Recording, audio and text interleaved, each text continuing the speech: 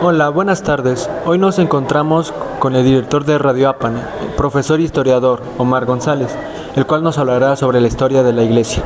Vamos a dar inicio con unas preguntas. Y la pregunta número 1 sería: ¿en qué año se inició y se concluyó la construcción de la parroquia y quiénes fueron sus principales promotores? Bueno, mira, la parroquia se manda a construir en 1560. Era entonces virrey, el segundo virrey de la Nueva España, don Luis de Velasco. Él es el que da la orden de que se empiece a construir la parroquia. Pero la parroquia como tal se empieza a construir hasta 1620, es decir, muchos años después. Lo que pasa es que en esta región, en 1560 y 1570, hubo una epidemia que acabó casi con la población, entonces no había mano de obra. Lo único que se construye fueron unas casitas donde vivían los frailes encargados de evangelizar toda esta zona. Entonces se empieza realmente a construir hasta 1620. No hay una fecha como tal en cuando se terminó, porque fue gradual, tardó muchos años. Aunque hay quienes consideran la conclusión del retablo principal como el momento en el que se termina la parroquia, y eso fue en 1869, 1600, a ver, déjame ubico. En 1769. Okay. Es decir, si tomamos que se empezó a construir realmente en 1620 y se consideró ya como una parroquia terminada hasta 1769, pues tardó poco más de 150 años. Muy bien. Okay. Vamos con la siguiente pregunta. Pásale, micro. ¿Cuál es el estilo arquitectónico de la parroquia y qué características distintivas conserva desde el siglo que se inició a construir? Sí, bueno, no terminé de contestarte. ¿Quiénes, como decías, promovieron la construcción de la parroquia? Pues realmente fue con recursos del pueblo, fueron donaciones del mismo pueblo, hacendados, la iglesia obviamente, fueron muchas personas que intervinieron. Ahora, ¿cuál es la corriente arquitectónica? Predomina la barroca. Es una iglesia totalmente barroca churrigueresca, aunque tiene tendencias de otras corrientes, tiene estilos neoclásicos, neogóticos, pero predomina el barroco churrigueresco, que es muy propio de la época virreinal, especialmente del siglo XVII. La fachada de la parroquia es totalmente barroca. El retablo principal es barroco churrigueresco. Solamente algunos altares que están a la entrada son de estilo neogótico y otros de estilo neoclásico. El altar principal, el retablo principal es de estilo barroco, pero el nicho que actualmente da cabida a la imagen del Sagrado Corazón de Jesús es de estilo neoclásico. Lo que pasa es que a principios del siglo XX el cura encargado, el párroco encargado, quiso quitar el retablo, pero no se lo permiten, y entonces él lo que hace es modificarlo y le agrega este nicho, y en 1907 es cuando se le agrega la advocación del Sagrado Corazón de Jesús. La iglesia ya era la parroquia de la Asunción, y en 1907 se le agrega el Sagrado Corazón de Jesús. Por eso actualmente la conocemos como la parroquia de la Asunción y del Sagrado Corazón de Jesús. Pero la parroquia principalmente es barroco churrigueresco. Sigamos con la siguiente pregunta y tenemos qué elementos componen el retablo principal y qué imágenes o escenas religiosas representa. El retablo principal está dividido en 3 cuerpos. El retablo principal es de 1769, está atribuido a Lorenzo Rodríguez, un artista encargado de realizarlo. Estaba originalmente con laminado en oro, cedro laminado en oro. Actualmente solamente está dorado, ya no, quizá tenga restos, pero está en su gran mayoría pintado en dorado. Está dividido en 3 cuerpos. Tiene un total de 35 imágenes de tamaño natural y bustos. Si ustedes después lo pueden apreciar, entre una imagen de cuerpo completo y otra hay pequeños bustos. Bueno, hay principalmente santos, pero te platico solo de algunos. En lo que es la columna vertebral, en la parte de abajo, en el primer cuerpo, está el nicho del Sagrado Corazón de Jesús. Sí. En el centro, en el segundo cuerpo, está el nicho de la advocación principal de la parroquia, que es la Virgen de la Asunción. Es decir, representa el momento en que María Sansumpta es elevada en cuerpo y vida al cielo. En el siguiente cuerpo está el vitral, que tiene actualmente un Jesús crucificado, pero originalmente tenía una virgen. No se sabe en qué momento se cambia, ni por qué. Yo creo que se cambia para dar cabida, digamos, a la Santísima Trinidad, porque en la parte más alta tiene el vitral, que tiene Jesús crucificado, que sería Jesús Hijo o Dios Hijo.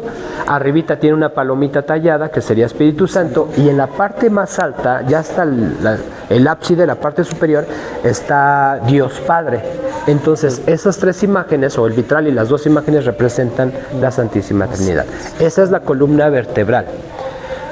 De personajes interesantes, digamos, bueno, todos podrían ser interesantes, ¿no? Pero de los que podría decirles es, del primer cuerpo, está el nicho al centro, y del lado derecho y del lado izquierdo se encuentran los papás de la Virgen, San Joaquín y Santa Ana.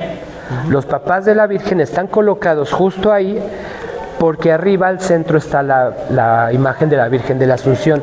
Es una forma de representar que los padres son los pilares, están sosteniendo a la Virgen, por eso están colocados en este punto.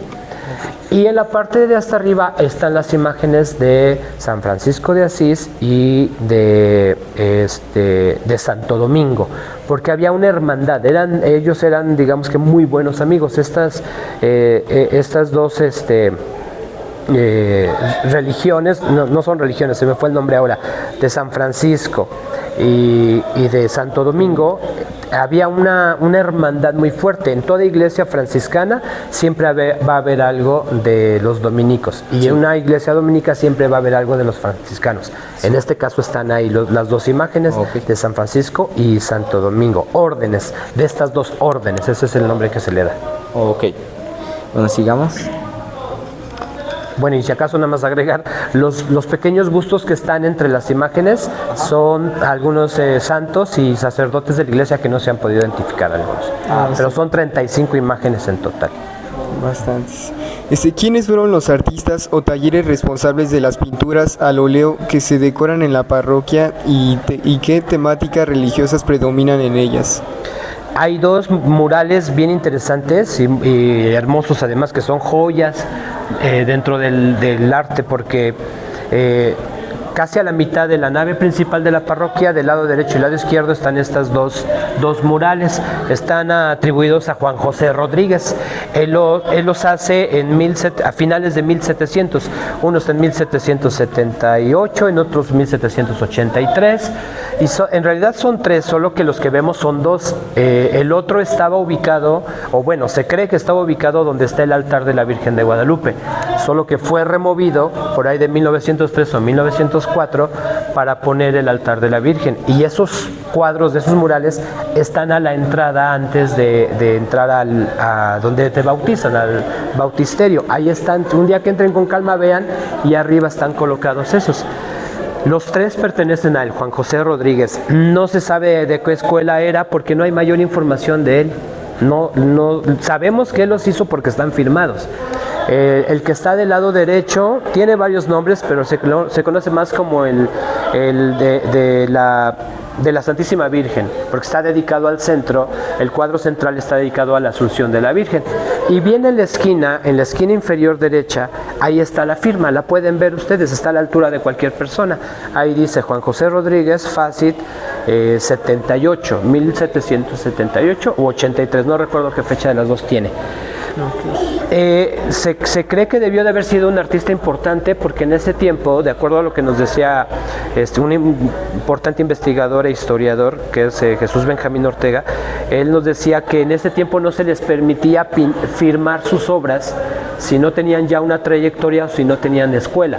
Entonces debió de haber sido un artista famoso, pero no hay datos de él. Tampoco se sabe si era originario de Apan, si fue contratado de otro punto, no se sabe. ¿Qué imágenes contiene? El que está de este lado, que es es que tiene varios nombres, yo lo he conocido como de la Purísima Concepción, el altar de la Virgen, tiene varios nombres. Tiene pasajes bíblicos, tiene, por ejemplo, la adoración al niño Jesús por los pastores y los reyes, tiene la huida a Egipto, la Sagrada Familia, el sueño de San José. En la parte de hasta arriba del lado izquierdo tiene la boda o los desposorios de San José y la Virgen, y del lado derecho tiene la muerte de San José, representando que el matrimonio es hasta que la muerte los separe. Pero al centro, que es lo que le da importancia o lo hace resaltar, es la Virgen de la Asunción, porque la iglesia es totalmente mariana en ese sentido. En la fachada principal igual está la representación en alto relieve de la Virgen de la Asunción. Y en el mural de enfrente es un retablo pintado que tiene características de que pudo haber sido la idea de poner ahí un retablo de madera y que ese era como un tipo plano, o que siempre se quiso que se quedara así, porque tiene las características como el retablo principal, pero pintado.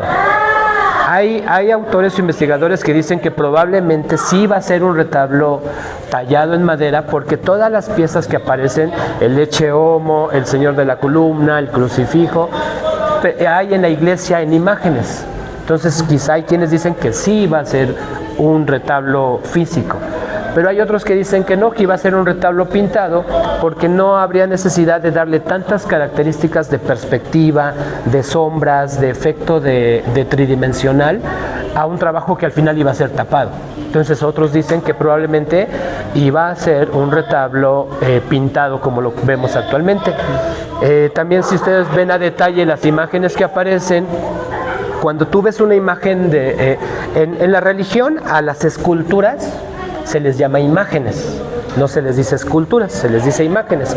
Las imágenes, para sostener la aureola que regularmente tienen en la cabeza, pues les ponen un tubito, digamos, que entra en la cabeza y ahí sostiene la aureola. Es una imagen física de bulto, digamos. Bueno, pues si ustedes algún día ven a detalle el retablo pintado, van a ver que algunas imágenes tienen la imagen de este tubito, digamos, que sostiene la aureola.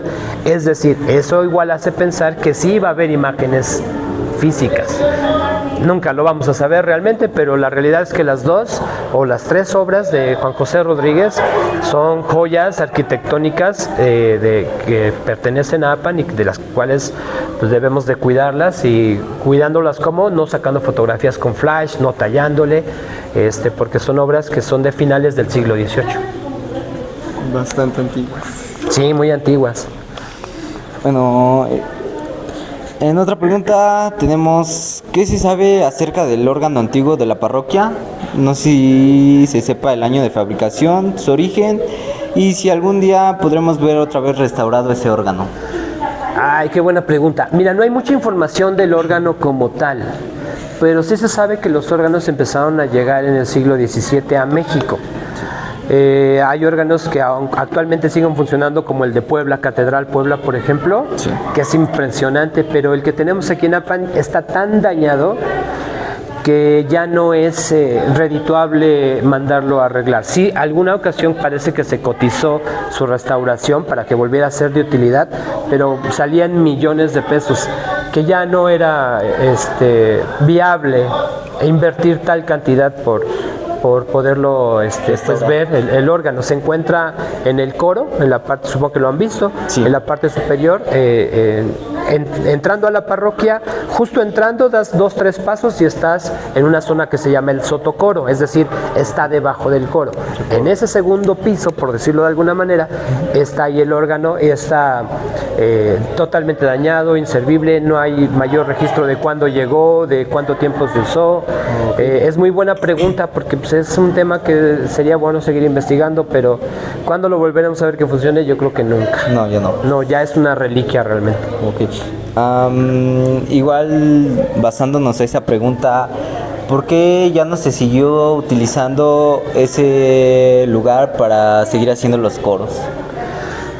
Es una muy buena pregunta. Ahí sí no te sabría responder, fíjate, porque no hay al menos yo nunca he encontrado algún documento o algo que diga la razón por la cual ya no se ocupó, ya no se siguió ocupando para los coros. Yo quiero pensar que son decisiones a veces de los mismos curas párrocos. Cada cura párroco que llega encargado de la parroquia, un cura párroco es el encargado, es un cura, pero está encargado de la parroquia. pues a veces tienen sus propias decisiones en beneficio del mismo inmueble, ¿no? Sí. Del cuidado, de la protección, de que no se dañe. Esta zona no sabemos qué tan antigua sea, probablemente sea pues, de cuando se fue construyendo la parroquia, es decir, del siglo XVIII, y quizá hasta haya ya riesgos de daños o colapsos por soportar cierta cantidad de gente, no lo sé. Estoy divagando, pero como tal no hay información de cuándo se dejó de ocupar para el coro. Ok, sigamos. ¿Qué tan cierto es que hay varias personas sepultadas en las instalaciones de la parroquia, entre ellas Manuel Sabino Crespo? No tengo exactamente si hay, por ejemplo, sacerdotes o algunas personas sepultadas como tal. Yo quiero creer que sí, pero no te podría asegurar, porque yo no lo he visto y no he consultado nada en particular que así lo diga. Sin embargo, sí hay registros, es decir, Manuel Sabino Crespo no se encuentra. Manuel Sabino Crespo fue detenido en 1814, en septiembre, en Puebla, bueno, no, es en el estado de Puebla, pero aquí en Zacatlán. Lo traen aquí a Apan porque aquí era un puesto realista. Apan era durante la lucha de la independencia era un puesto realista. Aquí había ejército realista. Y Sabino Crespo luchaba por parte de los insurgentes. Lo detienen, lo traen a Apan, aquí lo tienen más o menos un mes y se dice que es fusilado. Hay muchas ambigüedades en esta historia porque hay quienes dicen que lo fusilaron en donde hoy está la escuela Manuel Sabino Crespo, que lleva su nombre, que en ese tiempo se llamaba la Plazuela de la Polca, pero hay también investigadores que dicen que fue fusilado aquí mismo en la parroquia, en el huerto, es decir, en la parte de atrás, y que sus restos se guardaron en uno de los muros de la parroquia. La parroquia, los muros son muy grandes, sin problema entrarían los restos de una persona. Sin embargo, hay muchas cosas que no sabemos de Sabino Crespo. La realidad es que sí se encontraron sus restos. Se supone que en 1950 se mandan a Oaxaca, pero la realidad es que hace poco yo publiqué en redes sociales que la urna que aparece en las fotos antiguas, donde el presidente de Apan está entregando la urna con los restos de Sabino Crespo a autoridades de Oaxaca, esa misma urna está en Pachuca, Hidalgo. O sea, yo ya la vi, ya saqué fotos y está en redes sociales.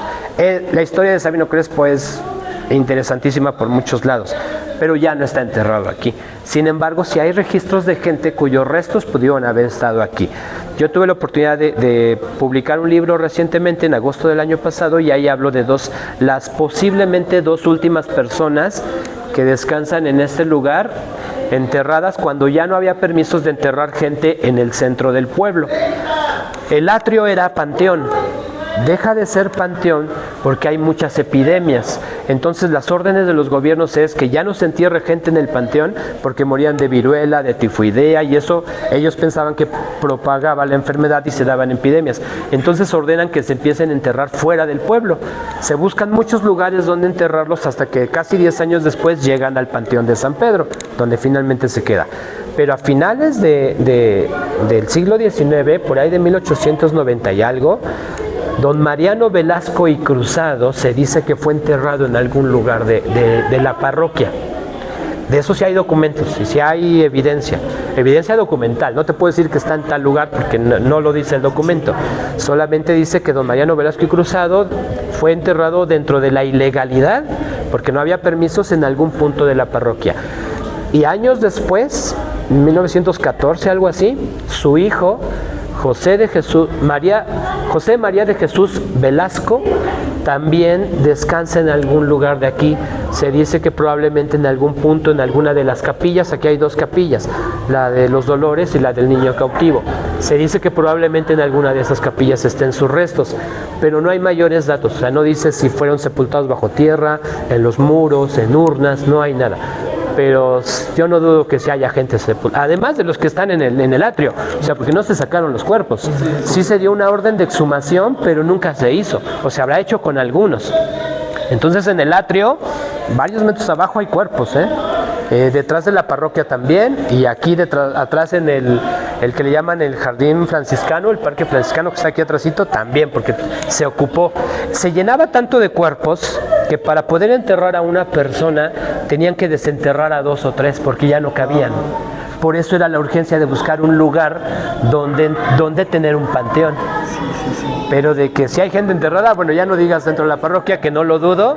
Cuando se cambió el piso de la iglesia, hace como 15 años, cuando levantaron las maderas viejas para cambiarlas, encontraron restos humanos. Y ahí siguen, en algún punto de la nave.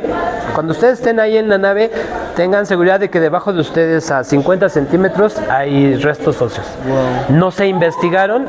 Las personas que se trajeron del INAH para que se hiciera investigación dijeron que lo más prudente era volverlos a dejar ahí, y no se hizo mayor investigación porque no era algún asunto legal o delito o asesinato o nada, o al menos no quisieron investigar. Pero seguramente son estos casos de gente que fue sepultada en la parroquia por alguna razón. Sí. Tenía una duda. Sí. Hablando de los cuerpos que están enterrados aquí, ¿cree que se puedan desenterrar algunos? No, actualmente ya no, y además ya sería considerado un delito. No, ya no lo creo. Todavía hace algunos años, en el huerto de la parroquia, hace, no sé, como 12 años, un niño, bueno, ahora es un joven, él me decía que cuando él estaba en la primaria lo trajeron a un retiro y hubo una lluvia tan fuerte que empezó a deslavar un canal que está aquí atrás de la parroquia, en el huerto, y se empezó como a caer la tierra de la orilla y se descubrió un cráneo.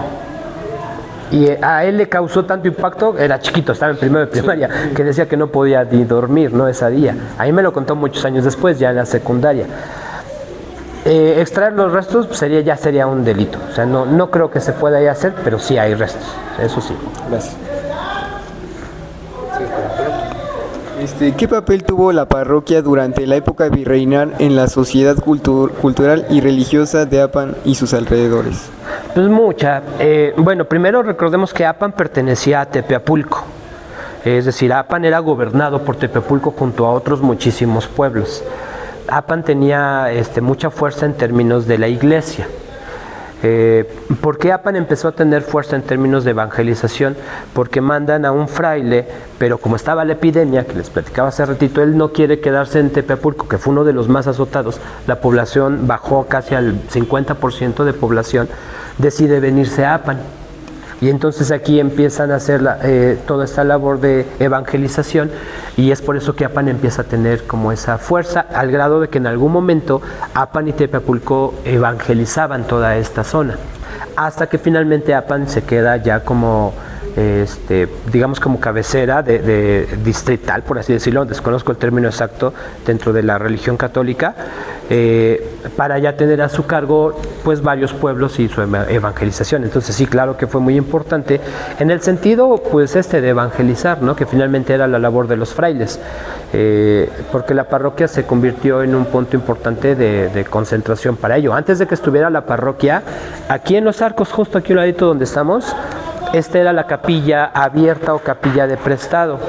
Es decir, mientras estaba en construcción la parroquia, donde se oficiaban misas, aquí, en la capilla, aquí en esta zona donde estamos actualmente. Obviamente no existía todo esto, ¿no? Entonces sí, fue muy importante en su momento. En la siguiente pregunta tenemos: ¿la parroquia ha estado vinculada en algún acontecimiento histórico, como lo hemos visto en algunos casos, la revolución, visitas de personajes o procesos de independencia? Sí, bueno, pues ya platicamos de Sabino Crespo, ¿no? En la lucha de la independencia, él fue detenido aquí, bueno, no aquí en la parroquia, sino en el pueblo de Apan, probablemente en el cuartel que estaba donde hoy está la secundaria Miguel Hidalgo. Allá había un cuartel, seguramente ahí lo tenían. A él se le ofrece el perdón, el indulto, en 2 ocasiones, con tal de que ofreciera una misa a favor de los reyes del virrealismo. Sí. Y él se negó, él era insurgente, él decía que no, que prefería morir antes que traicionar a su gente, a pesar de que le ofrecieron el perdón 2 veces. Personajes de la revolución, pues se habla mucho de Lauro L. Méndez. Su nombre real era Lauro Méndez López, pero él se anteponía el apellido de su mamá, Lauro López Méndez, Lauro L. Méndez. Ajá. Bueno, él junto con su familia eran dueños de varias haciendas de la región. Se dice que alguna ocasión, esto no lo tengo comprobado, es una investigación como que, miren, a mí me gusta mucho que lo que se diga esté comprobado, porque de decir se dicen muchas cosas, Sí. se pueden inventar incluso muchas cosas, y como se repiten al cabo del tiempo se dan por hechas, pero cuando tú investigas te das cuenta que no es cierto, como lo de Sabino Crespo, por ejemplo. Sí. Hay fotos donde entregan la urna y la urna está en Pachuca, ¿no? Por ejemplo, pero hay que investigar. Bueno, el caso de Lauro L. Méndez. Se dice que los carrancistas atacan una de sus haciendas, que era la de Tlalayote, y en ese momento él decide sumarse a la revolución y se suma a las fuerzas villistas. Esto sí es verdad, de esto sí hay documentación y hay todo. Él se va al norte junto con varios personajes de APAN, que de eso no se habla, pero no se fue él solito, fueron varios de APAN. Él resalta porque él llegó a ser general de las fuerzas villistas. Solo que se genera una intriga por ahí entre otra persona y el general Villa, que lo manda a fusilar a Lauro L. Méndez y a otras personas incluso. Y entonces cuando Pancho Villa se entera que todo había sido mentira, pues sí lamenta haber perdido a uno de sus generales. Entonces, pues se habla mucho de la revolución, principalmente pues de Lauro L. Méndez. Por eso esta calle lleva su nombre. Okay. La calle originalmente, bueno, antes de llamarse Lauro L. Méndez se llamaba Progresistas o de Progresistas. Y en 1946 proponen ponerle el nombre del general Lauro L. Méndez. Ok. ¿Qué tradiciones religiosas y festividades se celebran históricamente en torno a esta parroquia y cómo han evolucionado hasta el día de hoy? ¿Cuál es? Pues yo creo que la más importante definitivamente es la Semana Mayor, ¿no? Semana Santa y todo lo que hay antes, durante e incluso después. Porque de eso sí yo he encontrado documentos, o sea, antiquísimos, del siglo XVIII, siglo XVIII sobre todo, XIX, donde ya se organizaban. En ese tiempo el gobierno intervenía mucho, le llamaban las funciones de la iglesia, así le decían a las actividades de Semana Santa. Es decir, el gobierno pagaba flores, pagaba velas, daba aportaciones y se hacía toda una fiesta. De ahí viene un poco la feria también, un poquito. Porque además de las actividades religiosas en donde todo el pueblo participaba, se hacían, por ejemplo, corridas de toros, se hacían peleas de gallos, se hacía como una tipo feria en torno a toda esta actividad que tenía su origen religioso. Ya hasta después, bueno, llega la actividad de la feria como tal y entonces ya se hace como una división, por así decirlo. ¿Cómo ha cambiado? Pues que la realidad es que ya, no quiero decir poca gente, porque sigue asistiendo mucha gente a las actividades religiosas, pero ya no es igual que en antaño, ¿no? Antes el pueblo, podría decir que el pueblo completo se volcaba a las celebraciones religiosas. Actualmente ya no sucede tan así.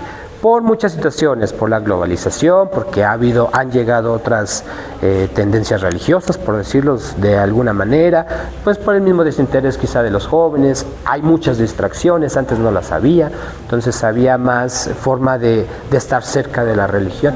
Antes era estar conviviendo más todos, digamos, en este punto, era la iglesia. Era el punto de encuentro. Era siempre su punto, ¿no? Era el punto de encuentro. Sus festividades, estar acá. Así es. Entonces yo creo que la principal esa. Antes se celebraba también a la Virgen de la Asunción el 15-16 de agosto. Hace unos años se intentó seguirlo haciendo, se hacía una feria, no sé si les tocó, la recuerden, aquí en el atrio, en las calles aquí, en agosto, que esa tendría que ser la fiesta patronal, la fiesta principal de APAN, pero por alguna razón se perdió y ya no se hace. Bueno, ¿qué acciones de conservación o restauración se han realizado para preservar el patrimonio artístico y arquitectónico de la iglesia? Hay un patronato que se llama así, Patronato Pro Restauración de la Iglesia. Los que participan son gente del pueblo y no cobran nada, lo hacen de forma altruista. En misa siempre hay un momento en el que pasan y en algunos horarios pasan, así como pasan por la limosna, ellos pasan a pedir un apoyo para tener fondos justamente para todo lo que tenga que ver con trabajos de restauración, de preservación. Se han hecho muchos. Desde, por ejemplo, cuando hubo el sismo por ahí del 90 y algo, un sismo un poco fuerte que dañó una parte del techo de la iglesia, se hicieron reparaciones. Las crucecitas que vemos en el techo, se han repuesto muchísimas de ellas. Al interior del exconvento también las vigas, por ejemplo, que ya son muy antiguas, muy deterioradas, se han tenido que sustituir. El retablo mismo pues se ha cuidado, se ha pintado. En algún momento, hace como 12 años, se intentó volverlo a laminar de oro, pero salía muy caro y había otras muchas necesidades. El cambio del piso también, por ejemplo. Y por ejemplo el atrio por ahí de los 80s no era como lo vemos ahorita. Ahorita estaba muy bonito. En los 80s el atrio era un terreno baldío. Así era, había montículos de tierra, hierba crecida, era como un terreno baldío donde la verdad muchos veníamos, porque a mí me tocó venir a jugar aquí, en patineta, en patines, en bicicleta, jugando pelota, corriendo entre los montículos. Actualmente está muy bonito nuestro atrio y eso también tiene que ver en la cuestión de la preservación. Sí se ha hecho mucho trabajo. Por ejemplo, en el Salón Franciscano, que era el comedor del convento originalmente, si han entrado, si algún momento pueden entrar, hay pinturas murales. Esas pinturas se lograron ir con una navajita, así le iban tallando, tirando toda la pintura que le pusieron encima para descubrir estas pinturas murales. Ese también es un trabajo de restauración. Sí se ha hecho mucho. De hecho, se decía que la pintura se hacía con nopal, creo así, escuché una vez. Sí, hay muchas técnicas. Esas son al fresco, se llama, el tipo, son grotescos, así se conoce la corriente, digamos, artística. Ok. Bueno. Como otra duda, ¿hay algún tipo de documentos o escritos antiguos que se estén acerca de la iglesia? Sí, claro. La parroquia tiene su archivo histórico. El archivo histórico parroquial, así se llama. También existe el archivo histórico municipal. Ese yo tuve la oportunidad de consultarlo, el del municipio. De ahí se basa el libro que publiqué.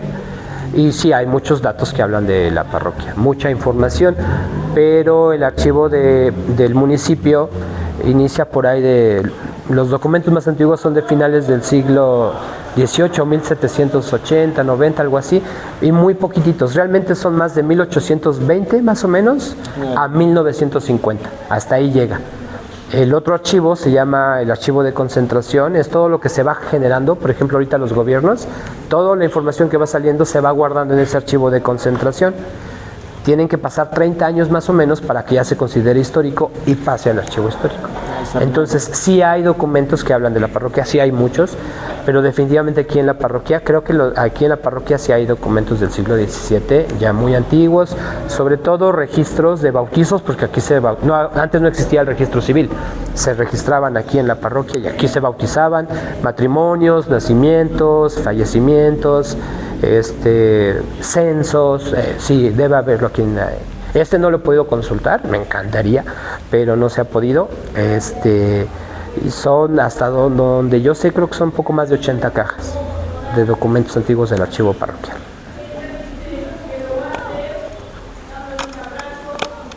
Se dice que hay pasadizos o túneles bajo la iglesia. ¿Qué tan cierto es esto? Yo digo que es un mito. Es de esas historias que se cuentan, pero que nunca se han podido comprobar. Jesús Benjamín Ortega, que es un historiador y además es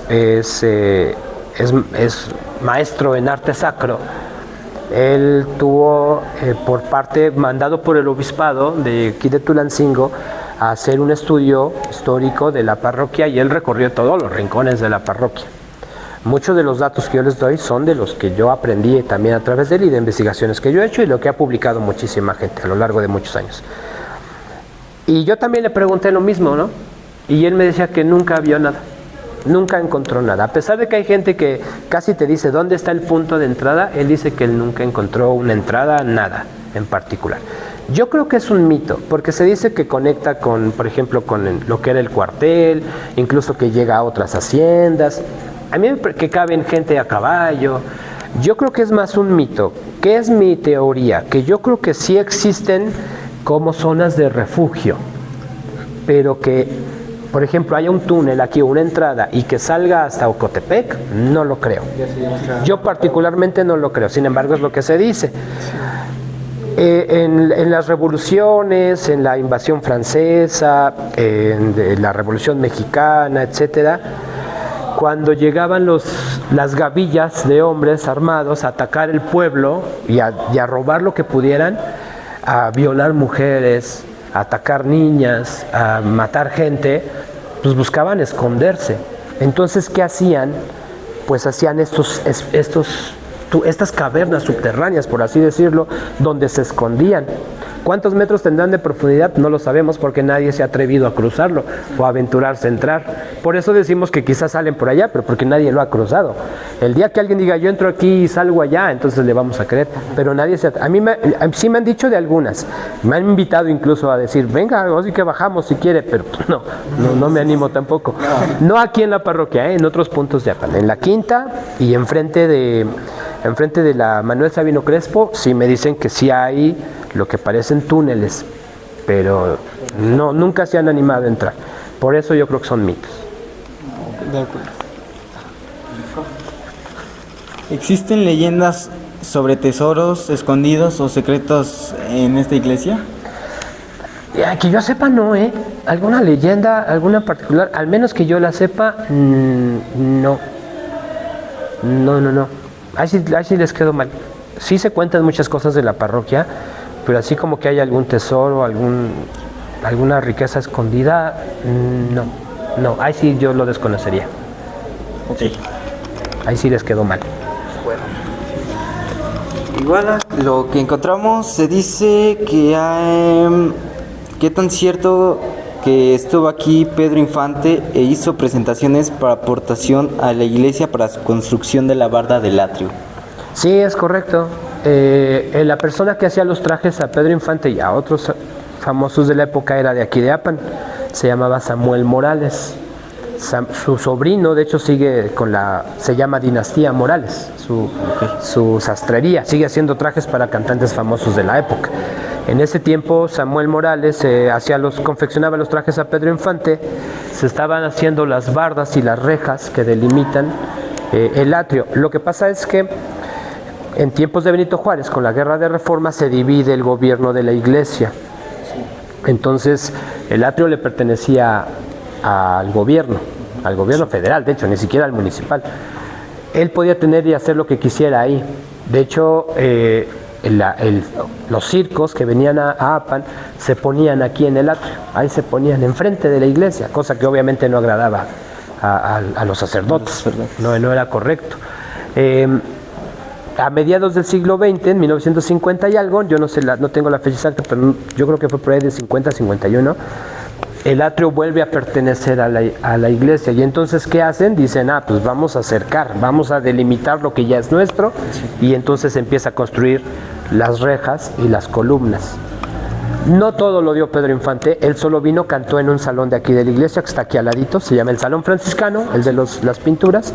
Ahí cantó, él no cobró nada, pero la entrada por el boletaje la regaló para algunas de las rejas del atrio. Sí, eso fue en 1956. Hay fotos, de hecho. Está Pedro Infante cantando y está otra foto con Samuel Morales.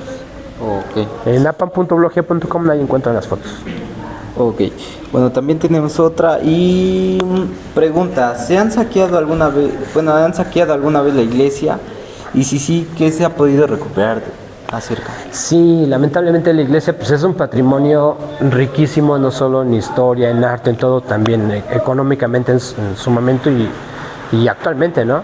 Sí, se ha sido saqueada. En el libro, el primer capítulo, hablo de un ataque que se lleva a cabo en Apan el 10, 11 y 12 de abril de 1859.